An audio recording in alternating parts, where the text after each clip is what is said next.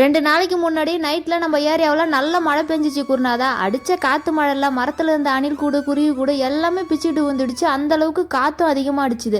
விடிய காத்தால் ஏந்திரிக்கும் போது இந்த மரத்தடியில் கீச்சு கீச்சுன்னு சத்தம் போட்டுக்கிட்டே இருந்துச்சா. எலுமிச்சை மரத்தடியில் போய் பார்த்தா மூளைக்கு ஒரு அணில் குட்டியாக எல்லாமே கத்திட்டு கிடந்துச்சிங்க. அதுக்கப்புறமா கொஞ்சம் நேரம் கழிச்சு இது அணில் குட்டி எல்லாமே பால் ஊட்டி இனம் தானே. அதுவே என் புருஷர் சொல்லி தான் எனக்கு நினப்பு வந்துச்சு. நம்மலாம் புக்கில் படிச்சிருக்கோம், அதெல்லாம் ஒரு கட்டத்தில் மறந்து போச்சு. அதுக்கப்புறம் பசும்பாலை காய்ச்சாத பால் தான் ஸ்பூனை வச்சு ஒவ்வொன்றா கொடுத்து பார்த்தாரு பாருங்க. அவ்வளோ சூப்பராக குடிச்சிச்சிங்க.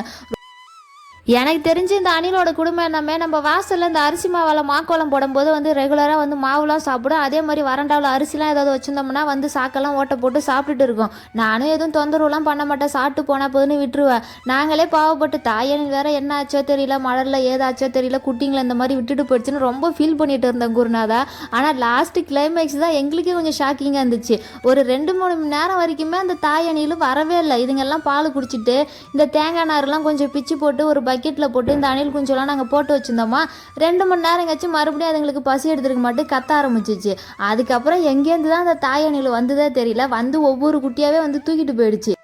இப்போ இந்த அணிலோட குடும்பம் எங்கே கூடியிருக்குன்னா, நம்ம வீட்டில் இந்த ஓட்டுக்கும் செவுத்துக்கும் இடையில ஒரு கேப் இருக்கும்ல, அதில் தான் இந்த கூட்டெல்லாம் ரெடி பண்ணி வச்சுட்டு பாதுகாப்பாக தான் இருக்குதுங்க. நானே எப்படி கண்டுபிடிச்சேன்னா அதுங்க போட்ட சத்தத்தை வச்சு தான் கண்டுபிடிச்சேன்.